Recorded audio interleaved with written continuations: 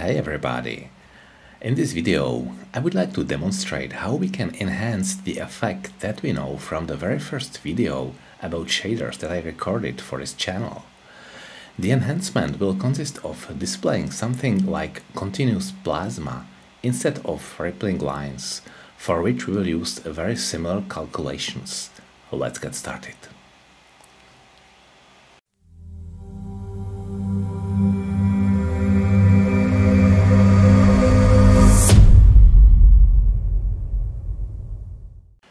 We'll start as usual by creating a 2D scene, which we'll name Plasma TSCN, and add a ColorRect as a child node. So let's do it here, right click, create new scene, I'll call it Plasma, and OK. Now right click the root node, add child node, and ColorRect. Let's set the usual dimensions of 600 by 400. So I'll do it here, 6 by 4, and of course we need to add a new shader material, and click it and assign a new shader, which will be canvas item, name Plasma GD shader, and we'll put it to the shaders folder. Create and click to open in the editor. Okay, great, it's ready. So we'll prepare the skeleton of our algorithm. Since we'll only need the fragment function, we can delete the rest of the generated code and start with the usual translation of the coordinate origin to the center and setting the correct aspect ratio. So let's do it first. Get rid of vertex and light. And now about the aspect ratio, we need to create the uniform vector 2 that I will call our resolution and put it to the same dimensions as we have for our ColorRect, 600 by 400. And now this is always the same in all videos. I just explain it again just to make sure that it's understandable. So vector 2 UV is UV, and you subtract 0.5, because as we know in UV coordinates the top left corner is 0, 0, while the bottom right is 1, 1. So if we want to have the origin at the center, which is currently 0.5 and 0.5, we need to do this calculation, and now the origin is exactly in the center of the rectangle. And of course we are working with rectangle, not a square, so it's necessary to fix the aspect ratio, which we always do this way, multiplied by UVX is multiplied by resolution X divided by resolution Y. Great. Okay, and of course we need to display something, so it would be a vector 3 color, as a color is in RGB space, so it has red, green and blue components, and we start at 0 vector, which is black, 0, 0, 0 for all components, and finally it needs to be assigned to the internal variable color as vector 4. So the first 3 components are taken from the color with lowercase, and the final one is alpha value 1. So now everything is black because everything is 0. In this shader, we'll be working extensively with trigonometric functions. The reason is that we want to achieve a plasma effect by periodically modifying the individual color components of each pixel, and for that purpose, functions like sine or cosine are excellent choices. For example, if we want to define the red component using the x-coordinate of the pixel, we will do it like this. Okay, so it would be float, let's call it R for red, and make it sine of UVX. Very well. Of course, our effect will not consist solely of red hues, so we will prepare a similar calculation for green and blue as well. And to achieve a certain change, Let's try using the y coordinate for green and the combination of both coordinates for blue. So it would be float g for green is sine and this time uvy, and finally b would be sine, and now I was talking about the combination, so let's make it a multiplication, uvx times uvy, this is it. Great. And of course we'll incorporate these components into the final vector. So instead of 0, let's write RGB. Wait for it. Okay, we have something, but it's not much, huh? And furthermore, some pixels are too dark. The reason is that the values of the sine function are in the range from -1 to 1, while the values of color components should be from 0 to 1. Let's make a minor adjustment to achieve the necessary transformation. And since we will be using the resulting function in multiple places in our algorithm, we will define a new function using a preprocessor directive. I'll do it right here. So the directive is hash and define. Now we will call it C with parameter x, and the declaration would be sine x. And now, as I said, it's from -1 to 1, so if I multiply it by 0.5, we transformed the results to -0.5 to 0.5, and to put it to from 0 to 1, we simply add 0.5. Here it is. Great. And we'll use this change in the fragment function. So let's replace all occurrences of sine by C. 1, 2, 3. Okay, this already looks a bit better. As we can see, each pixel has been assigned a real color instead of black, which would be the default value for negative components. However, the effect is too static and should change over time. Let's add some more code to enable this and further improve the modification of the blue component. So I will start with adding another uniform parameter to control the speed of the animation.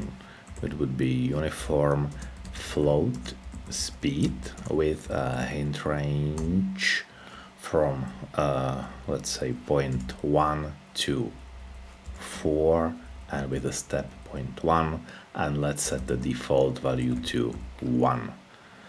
Okay, and now to use it, so we will simply define the time variable, which would be float again.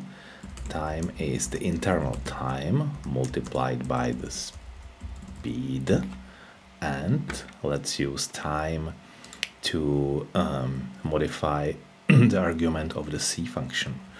So I'll start with adding time to argument of the red component. Something is already changing. Now we need to do the same for green component, but this time we will subtract it to give it some more variety. And as for blue, as I said, we want to modify it a bit further. So let's add this bracket, and now another C function would be applied to time, and let's change the pace, so multiplied by 0.5. Okay, wait for it. Very well, the colors are changing over time, but the resulting effect is still far from resembling plasma. Now it's time to give it a bit of a twist. You might recall that when we created the lightning shader, we used a technique called the fractal Brownian motion, which involved repeatedly applying a fractal function while simultaneously changing the amplitude and frequency for each iteration. If you're interested in the details, I definitely recommend watching the mentioned video. The link should be in the description of this video. However, for plasma, we will do without pseudo-random chaos because plasma should be as continuous as possible, so we'll stick to using sine and cosine functions again. First, let's prepare some new uniform parameters. I will start with octaves, which is basically the number of iterations we will apply to our warping function. So octaves is integer, and I'll give it int range, let's say from 1 to 10. Let's not overdo it, because each iteration adds more complexity to the calculation, and we don't want to have our FPS dropped too much. And now the fractal Brownian motion calculation, so it would be a uniform float frequency and int range from 0.1 to for example 10, and we start at 1. Now we will do the same for amplitude. I'll just copy and paste, so it would be amplitude, and we can have the same hint range and the same initial value. And finally, we will apply some modifications over time. So I created the third parameter, which I called time shift, and again from 0.1 to 10, and with the initial value of 1. And now we will apply the mentioned fractal Brownian motion. As input parameters, we will need the coordinates of the current pixel and the time, which, as I said, is another factor for curving the resulting effect. Let's do it.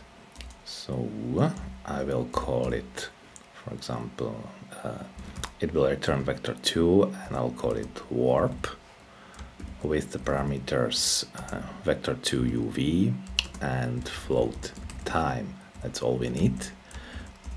Okay, and now the calculation. So let's start with defining the internal variables for the frequency, amplitude, and time shift. Float t is time shift, very well. And we will iterate. We'll use the number of octaves. So let's start, for example, with, let's call it S from 0. S is less than number of octaves, and S++. And inside the cycle, we will do the calculations for UV, which will be increased by vector 2. And now, as I said, we'll be using the trigonometric functions again. Let's start with sine, and we are changing the x-coordinate, but we will use the y-coordinate as an argument to give it even more, I would say, tangled look and feel. Multiplied by the frequency, increased by time, which is multiplied by the time shift. Okay, this is the first coordinate, and the second one, this time I will use cosine, and for argument UVx, multiplied by the frequency, increased by the time, which is multiplied by the time shift, and the result is divided by the amplitude. Okay, it is more common that we multiply by amplitude, so this should be probably something like a reciprocal of amplitude, but just for the sake of simplicity I will call it this way, and let's work with it. And at the end of each iteration we need to change the parameters. F would be multiplied by let's say 1.9, T is multiplied by 0.9, and amplitude by 2. Again, these constants are results of my experiments, and of course we could create more uniform parameters to control them through the inspector, but I think it's not always necessary. If you want to, you can do it. And finally, we will return the modified UV vector. Great, and of course we need to use the result of this function in the main algorithm. So UV would be changed by the result of the warp function with parameters UV and time. Let's wait. Okay, we are almost there. The color changes the look quite interesting. They would certainly look even more intriguing if we improve the zoom factor a bit and turned it into another uniform parameter. Yeah, this time we'll create a new uniform parameter and I will call it zoom. Uniform float zoom in range from 1 to sorry, let's try 20 and start at 5 to see something more interesting, and I will apply it in the fragment function right before warping. So it would be here, UV is multiplied by zoom.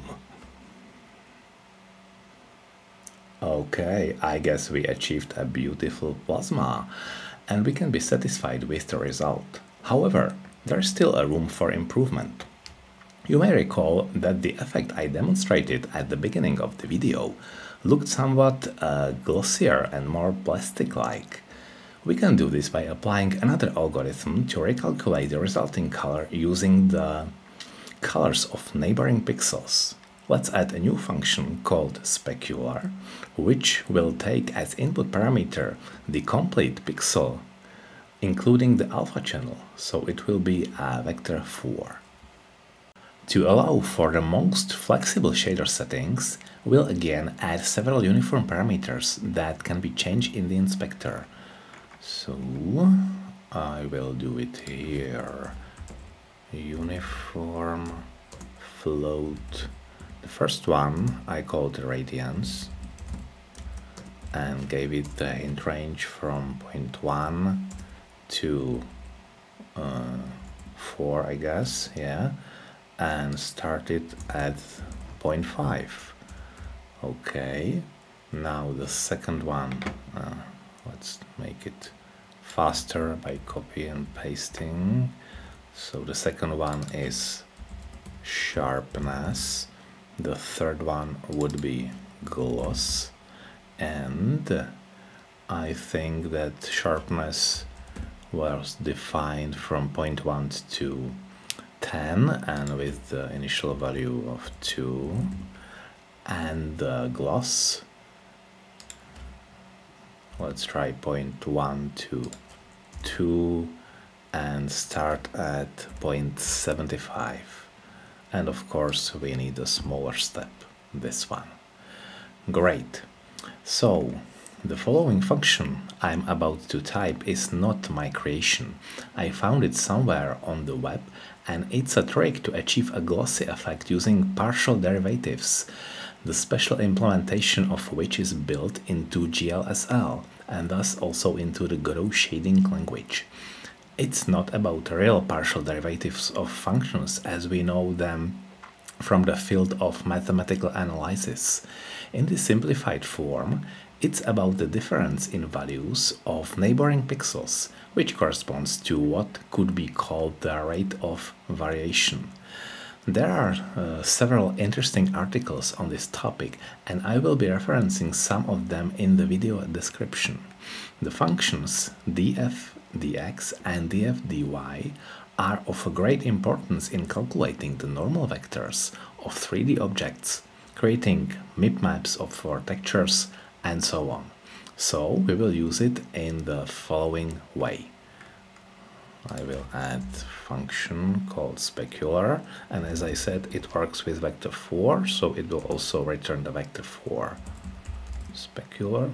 and it takes vector 4 color as a parameter. And the implementation is this.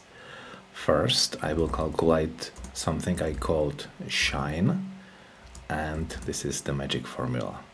Power of absolute value of normalize of vector 3 with these components. First, the length of, and now the df/dx of the color.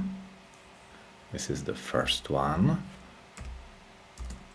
Second component is length of df/dy of the color. And the third one would be the radiance divided by now we need to take advantage of the actual dimensions of the rectangle which holds the shader, so we can either use resolution X or resolution Y. I chose resolution Y. It's not too big of a difference if we do it with resolution X. And the Z component of this.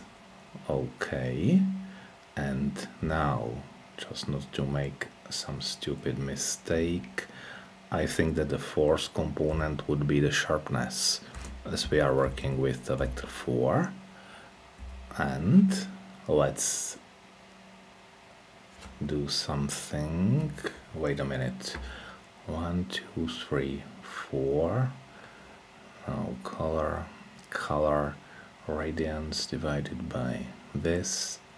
Of course, one bracket is missing here, and this time we will end it like this and add the gloss. Let's wait. Okay, yeah, of course, we are missing the return statement, but the line compiles, so the brackets are correct. What we want to return is the original color multiplied by this shine factor. That's everything we need. And of course we will use this function on the color, which will pass directly for this purpose in vector 4 form. So instead of vector 3 color, let's change it for vector 4. It would be alpha value 1. So this time we simply assign the vector 4 to the final color. Vector 4 should be here. And of course we want to apply the specular function. Specular, open bracket and close bracket. And here we go. At this point we can probably conclude, because further enhancements options are entirely in your hands. You can experiment with adjusting the uniform parameters here in the inspector. Try replacing some occurrences of sine and cosine, like here, with another functions. Recalculate the resulting effect using your own color palette, and so on. There are countless possibilities. Thank you for watching, and if you enjoyed the video, I'd be grateful for every like, share or comment. And if you'd like to learn more about creating interesting shaders, I definitely recommend checking out other videos in this category. You can find a link to the playlist on this channel's page and in the video description as well. So take care and see you again in the next video.